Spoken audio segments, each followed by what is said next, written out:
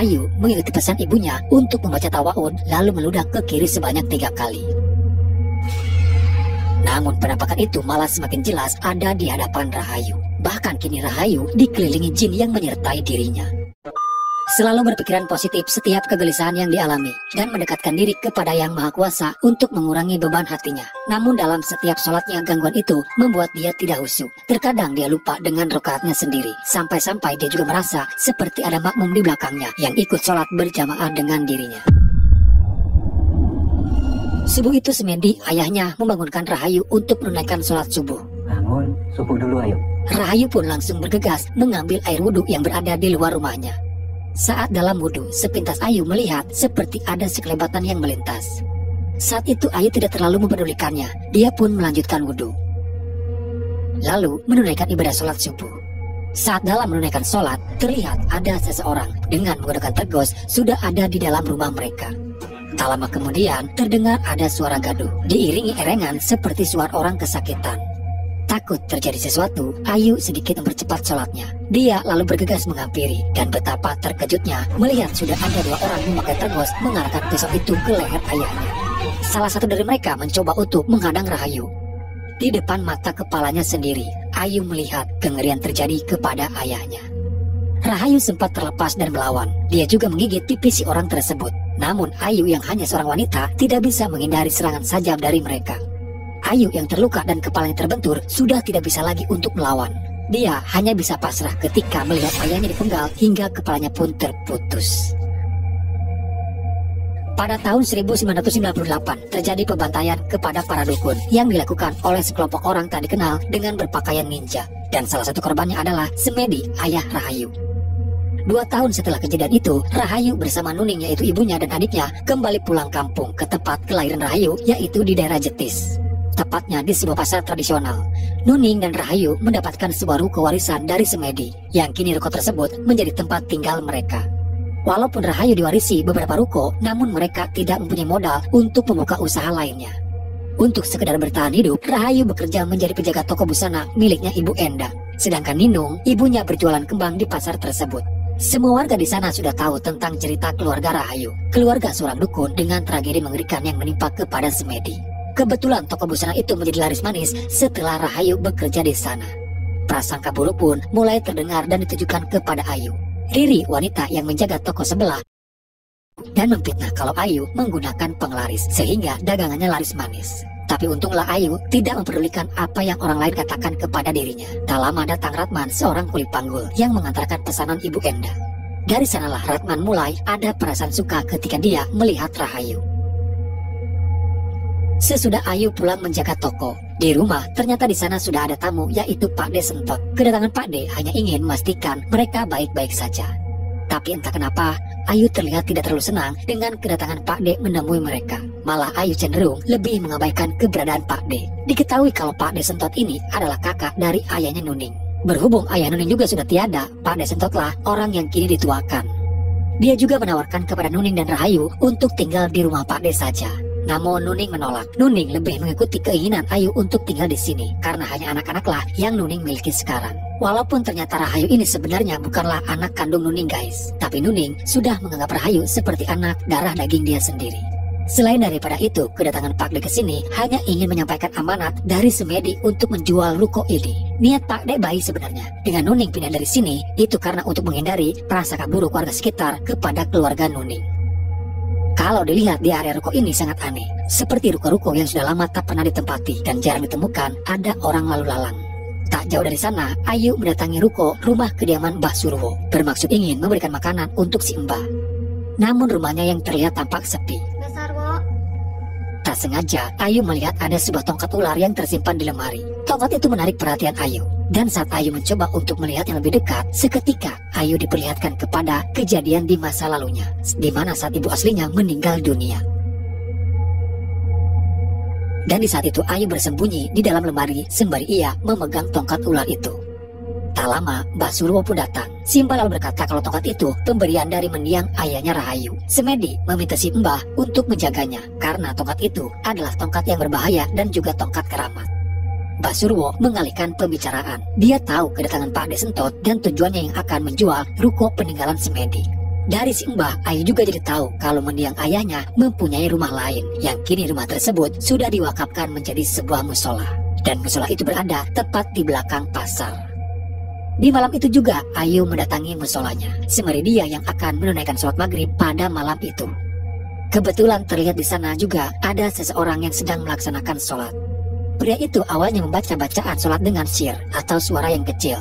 Namun setelah ada yang menepuk dari belakang, dia membacanya dengan suara yang agak keras. Karena dia pikir mungkin ada makmum yang akan ikut sholat berjamaah. Namun yang membuat dia cukup terkejut, tidak ada yang mengamini bacaan Al-Fatihahnya.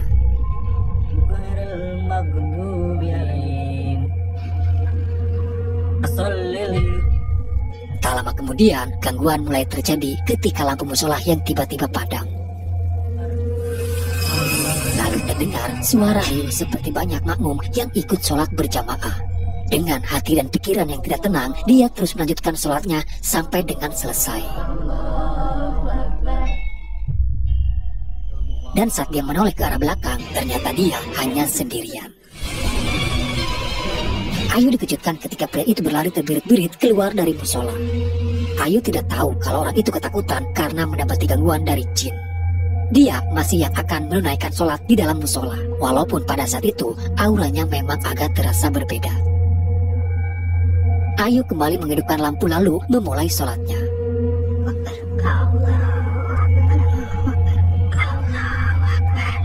Begitupun itu terjadi kepada Rahayu, di mana terdengar ada suara yang mengikuti ucapan Rahayu.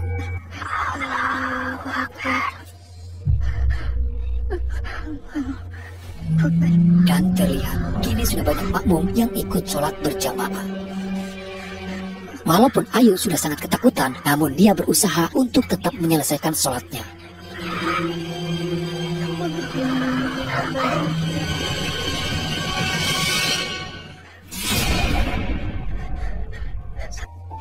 Dan tiba-tiba jin yang tadi mengganggu kini menampakkan diri di hadapan Rahayu.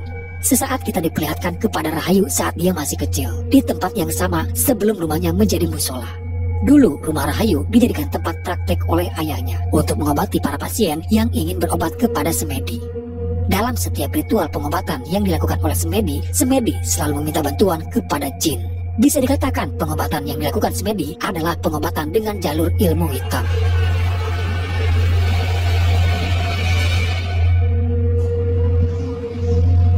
Rahayu sudah tidak tahan lagi dengan ucapan diri yang sudah terlewat batas.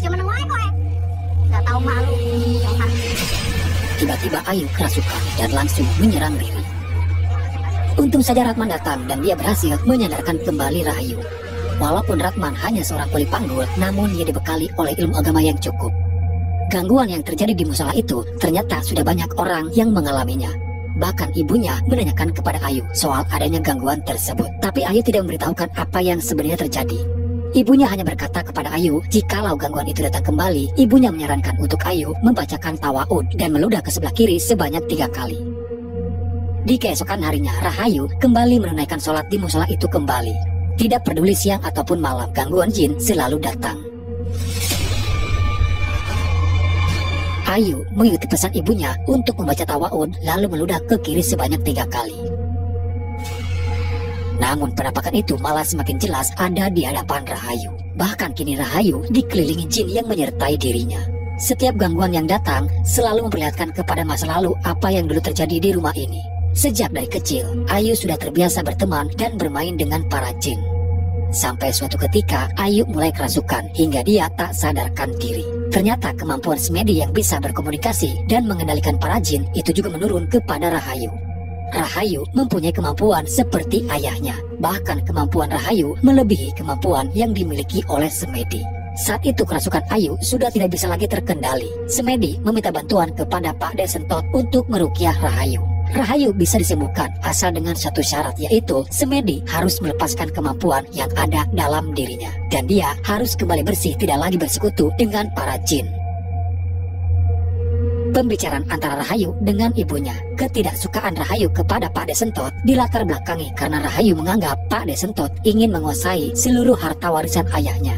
Nuning pun tak menduga bisa-bisanya Rahayu berpikiran seperti itu. Setiap kegelisahan yang dialami Rahayu, dia selalu berpikir positif dan selalu mendekatkan dirinya kepada Sang Pencipta. Rahayu kembali ke musola untuk menunaikan kewajibannya. Kebetulan di sana ada Ratman yang telah selesai menunaikan sholat. Semakin Rahayu mencoba untuk khusyuk, semakin kuat gangguan itu menghampiri dirinya.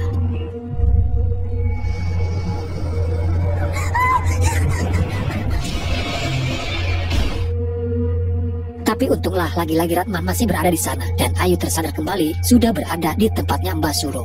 Simba berkata dengan Ayu membacakan tawaud dan meludah 3 kali ke kiri, justru itu menjadi kontra. Di lain sisi, Ayu mengundang para jin untuk datang, sementara dia sendiri juga malah yang mengusir para jin itu. Rahayu tidak menyadari akan kemampuan yang dimiliki oleh dirinya sendiri. Adu mulut terjadi kembali dan kini ibunya Riri yang menuduh Nuning menggunakan ajian penglaris. Keributan terjadi hingga ibu Riri malah menumpahkan dagangan Nuning.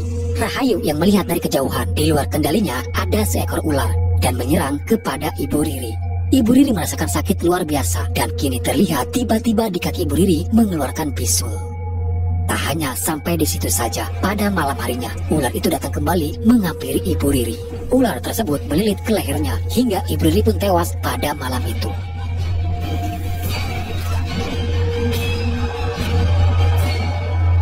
Tentu saja apa yang terjadi kepada ibu Riri membuat gempar warga. Warga pun menjadi curiga dan menuduh kalau itu kiriman santet yang dilakukan keluarga Nuning. Mbah Surwo datang kembali dan mencoba untuk meredam amarah warga. Mbah Surwo sebagai orang yang netral tidak ingin berpihak kemanapun, dan untuk membuktikan semua itu, di sini Simbah memberikan solusi, yaitu dengan mengadakan sumpah pocong untuk Nuning. Kalian harus melakukan sumpah pocong. Sesuai kesepakatan warga, akhirnya sumpah pocong itu harus dilakukan. Pak De Sentot bersama Ibu Ajeng istrinya datang untuk menemui Mbah Surwo. Kedatangan Pak De terkait sumpah pocong yang akan dilakukan kepada Nuning. Buku ini diberikan kepada Sumedi sebagai hadiah, karena dia telah menyembuhkan seorang konglomerat dari santet musuhnya. Dari sini kita juga tahu kalau ruko ini adalah pemberian dari pasien Sumedi. Dan pada malam harinya, acara sumpah pocong pun segera dimulai. Sementara Rahayu kembali ke musola itu lagi.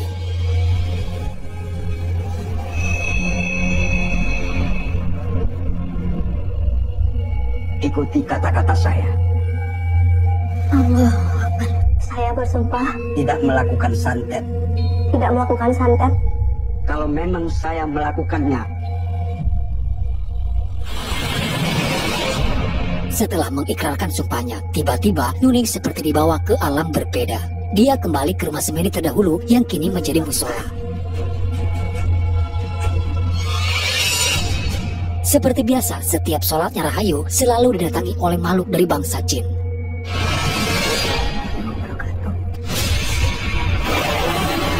Namun kini, kemampuan yang dimiliki Rahayu mulai terlihat. Rahayu bisa mengendalikan para jin yang ada di sana untuk bersujud kepada dirinya. Lalu terlihat ada sesuatu yang mulai merasuki ke dalam tubuhnya Rahayu. Kejadian tersebut dilihat langsung oleh Nuning, di mana Ayu kini sudah mulai berubah. Rahayu masih terpengaruhi oleh omongan Mbah Surwo kalau Pak De Sentot ingin menguasai seluruh harta mendiang ayahnya. Nuning cukup bersabar menghadapi tuduhan Rahayu dan sebisa mungkin menjelaskan tujuan Pak De Sentot baik karena dengan meninggalkan atau menjual ruko ini mereka bisa menghindari dari gangguan para jin jahat. Nuning juga bercerita kalau dia sebenarnya sudah tahu apa yang dilakukan Semedi dengan praktek pengobatannya itu. Harus diakui memang pengobatan, pesugihan, penglaris yang dilakukan Semedi sangat manjur untuk menangani para pasiennya. Namun harus digarisbawahi, pengobatan yang dilakukan Semedi melalui jalan kemusyrikan yaitu dibantu oleh para jin. Dan itu tidak gratis, akan ada sesuatu hal yang harus dikorbankan. Saat sumpah pocong itu berlangsung, Nuning diperlihatkan kalau para jin itu memburu dirinya. Ternyata para jin mau membantu Semedi karena ada imbalan, yaitu istri Semedi yang akan menjadi tumbalnya. Itulah alasan kenapa ibu kandung Rahayu dulu meninggal dengan cara yang aneh. Rahayu lalu bertanya, lantas kenapa Nuning masih selamat sampai dengan sekarang? Nuning menjawab, karena para jin itu tunduk kepada Rahayu. Dan ketika Nuning menyebut kata-kata iblis, tiba-tiba Rahayu berubah, matanya menjadi menghitam. Di sini alasan kenapa Rahayu menuduh Pak De-nya ingin menguasai harta kekayaan bapaknya. Karena pada saat kejadian itu, Ayu melihat Pak De berbicara kepada seseorang dengan pipi orang tersebut yang terluka. Ayu tahu pipi orang itu terluka karena bekas luka gigitan Rahayu. Keadaan semakin memburuk, di mana kini si iblis sudah mulai sering merasuki Ayu. Di dalam mulut Rahayu mengeluarkan seekor ular, di mana ular itu menghampiri Nuning bersama Aji. Nuning tahu kalau itu adalah santet dari si iblis. Nuning yang melihat ular tersebut melilit ke tubuhnya Aji. Di lain sisi Rahayu tersadar kembali. Dalam penglihatan Nuning, dia sedang melawan ular tersebut. Ayu datang mencoba untuk menghentikan ibunya, namun Ayu didorong hingga dia pun terbentur. Setelah ular itu benar-benar sudah tewas, dia baru tersadar kembali. Nuning terkena sihir, seolah-olah dia tadi sedang melawan ular, namun pada kenyataannya dia membunuh anaknya sendiri. Rasa penyesalan dan putus asa mulai timbul dalam hati Nuning, dan itu kini dimanfaatkan kembali oleh si iblis. Mudah bagi si iblis untuk mempengaruhi pikiran Nuning. Nuning diperlihatkan sesosok semedi yang akan membawa dirinya. Dia diarahkan untuk melakukan bundir, dan pada akhirnya Nuning pun tewas di saat itu juga. Tersisa kini tinggal hanya Rahayu. Pak De dan Bu Ajeng membawa Rahayu ke pondok pesantren milik Pak De Sentot. Pikiran Rahayu memang sudah kotor. Dia masih saja menganggap kalau Pak De mengincar harta kekayaan bapaknya, yang padahal sebenarnya harta kekayaan bapaknya tidak seberapa dengan harta Pak De Sentot yang mempunyai segalanya.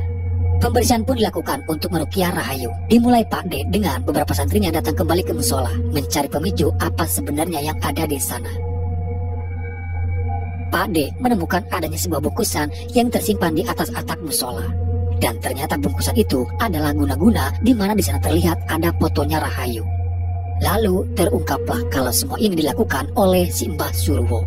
Kamu tidak pantas mendapat salam dariku. Sudah dapat ya? Pak De juga mengambil kembali tongkat ular itu. Pada malam hari bersama para santri yang dipimpin langsung oleh Pak De Sentot untuk melakukan ruqyah kepada Rahayu. Pada saat itu Rahayu melihat ada seseorang dengan luka di pipinya, mengingatkan Rahayu kepada tragedi yang menimpa kepada ayahnya. Rahayu yang diselimuti dendam membuatnya mudah untuk dikendalikan si iblis. Kamu akan dibersihkan dari segala jin dan setan yang menempel dalam dirimu. Apa kamu ikhlas? Saya tidak ikhlas. Dia menolak untuk diruqyah. Puncaknya ketika Pak De menghancurkan tongkat ular.